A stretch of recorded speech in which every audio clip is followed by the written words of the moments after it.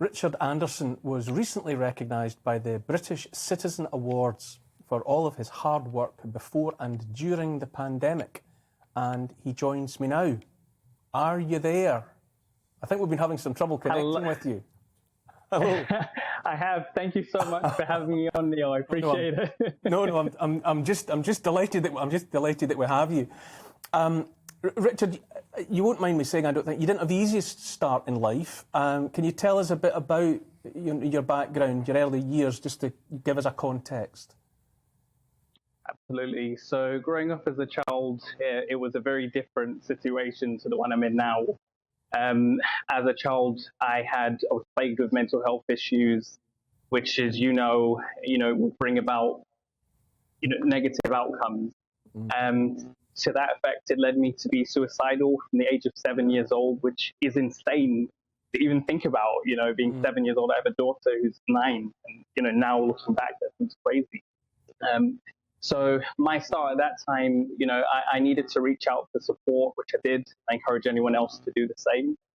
And as I reached out for support, I was fortunate enough to get that support that I needed and get me to a much better space. And once I was in that space, I then had time to reflect and look back. And I would say that that's been the lifeblood of everything that I've done. It's always about helping people. It's always about adding value to other people. And I love that. That's my passion. So many people, one way or another, especially when they're troubled, end up following paths leading maybe nowhere or into trouble. But you decided completely otherwise. I think you were about 15 when you first became involved with charity. What was the inspiration there? Well, the charity that I was involved with helped me. And, you get some great mentors in this life. And I was certainly surrounded by some very good ones. And seeing how they were, not only living out their dreams, doing their best, and helping people at the same time, that was 100% an inspiration for me. I've had the opportunity to visit people in the hospital, even on one of the shows that I did. I had a breakfast show, which was running on Sky. And that was amazing. I was able to ring up Jay Sean, top 40 artist. I was like, hey, man, let's go down to a hospital. Let's visit a ward. Let's help. And it was amazing. We did. And you really came to the fore during the pandemic.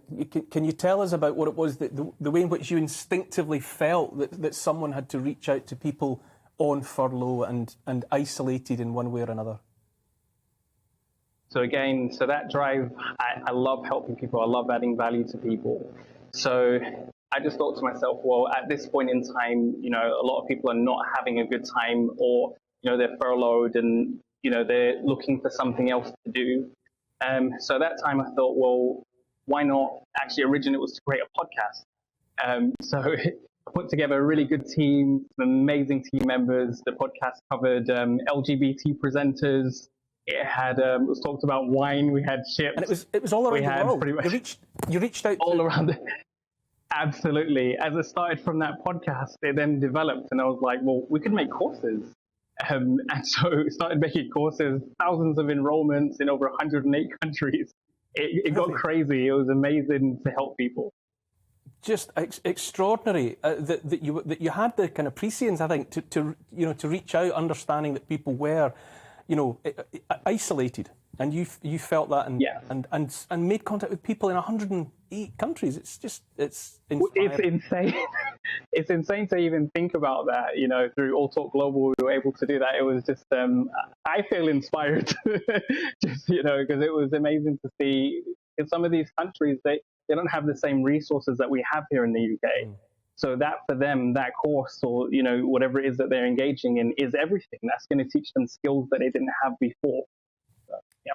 Richard, I could talk to you for the rest of the show, but I have to keep moving forward. All I can say is, once again, hearing a great Briton like yourself, that you've come from a shaky start maybe, but you've done so much, and I just want to thank you for the contribution you've made and continue to make. So thanks so much for being with us this evening. Thanks for your time.